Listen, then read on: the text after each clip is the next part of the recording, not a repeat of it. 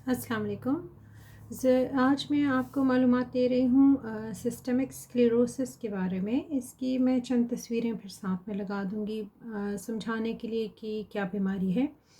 ये एक ऐसी बीमारी है जिसमें हमारे जिस्म के अंदर जो जल्द है और जो आपके अंदर के अज़ा हैं, दिल, फेफड़े, गुर्दे, ये जो सारे अज़ा हैं, इनमें भी सख्ती आ सकती है।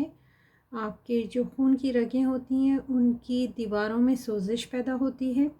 उस सोजिश की वजह से फिर वो जगह जो है वो सख्त हो जाती है। आपकी जो जिल्द होती है, जिस तरह उंगलियां, तो इनके ऊपर जो जिल्द होती है ये चमड़े की तरह, जिस तरह ड्राई चमड़ा होता है, खुश्क चमड़ा, उसकी तरह सख्त हो जाता है।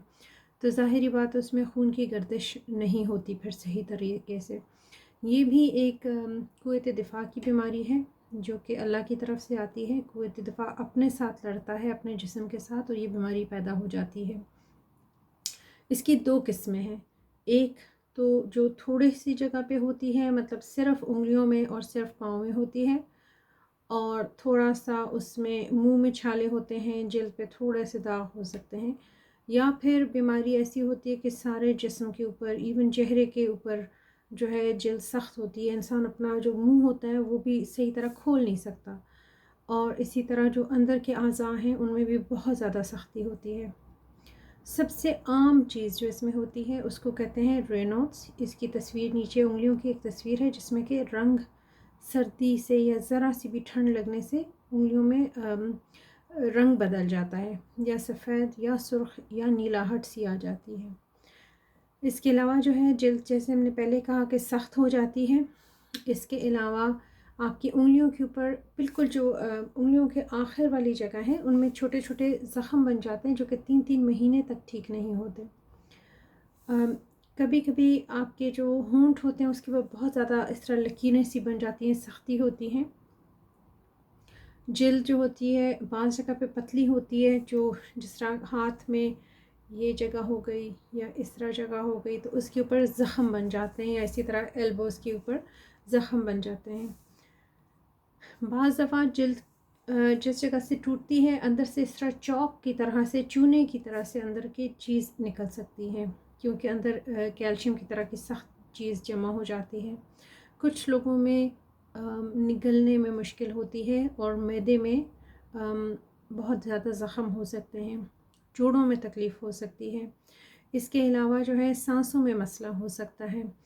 आम तौर पे ये बीमारी जो है डॉक्टर डायग्नोस करता है, इसके खून के टेस्टों पे डायग्नोसिस नहीं होता, लेकिन चंद दूसरी चीज़ें देखी जाती हैं, जिस तरह आपका जिस्म पूरा देखा जाता है। बाकी जिस्म की हिफाजत के लिए चंद ब्लड टेस्ट होते हैं जो कि आपकी सेहत के बारे में मालूमात देते हैं, लेकिन डायग्नोसिस के लिए सिर्फ कोई एक ख़ास टेस्ट ऐसा नहीं है। बाज़ दफ़ा सीने के लिए सीटी स्कैन किया जाता है, दिल के लिए टेस्ट किया जाता है कि दिल अपना काम सही कर रहा है कि नहीं। मैदे के लिए टेस्ट हो सकता है, जिस तरह एंडोस्कोपी हो गई। जिल्द की बायोप्सी बाज़ औक़ात की जाती है। हर बीमारी की तरह जितना जल्दी इलाज शुरू हो जाए उतना अच्छा है। जितना देर होगा, तो अगर सांस में मसला बन जाए तो फिर वापसी का रास्ता काफ़ी मुश्किल होता है। जो आपकी उंगलियों में ज़ख़म होते हैं उसके लिए सर्दियों में ज़्यादा इलाज ज़रूरत होती है, और उसके इलाज के काफ़ी सारे तरीके हैं। बाज़ लोगों को जो निगलने में मुश्किल हो या बहुत ज़्यादा मैदे में जलन हो, उसका भी बेशक इलाज है।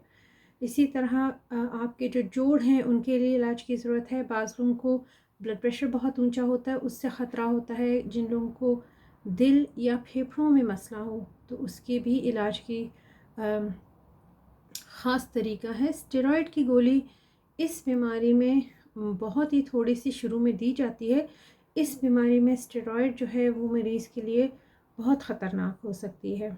इसके अलावा अल्लाह का शुक्र है कि अभी पहले इस बीमारी का कोई इलाज नहीं था।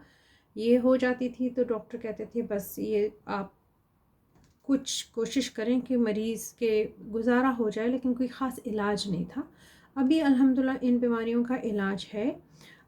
हर बीमारी की तरह इस बीमारी में खाना सेहतमंद होना चाहिए, तेल घी कम होना चाहिए, बाकी आप सब कुछ खा सकते हैं। गोश्त इस तरह का कोई परहेज़ नहीं है कि कोई ख़ास चीज़ बाकी छोड़नी है। थोड़ी बहुत वर्जिश करते रहें, वो बहुत अच्छी है। اس کے علاوہ سب سے بڑی بات کہ آپ کو جتنا جلدی ہو سکے ڈاکٹر کے پاس جانا چاہیے تاکہ تشخیص ٹائم پہ ہو اور صحیح طرح پتہ چل جائے۔ اللہ حافظ۔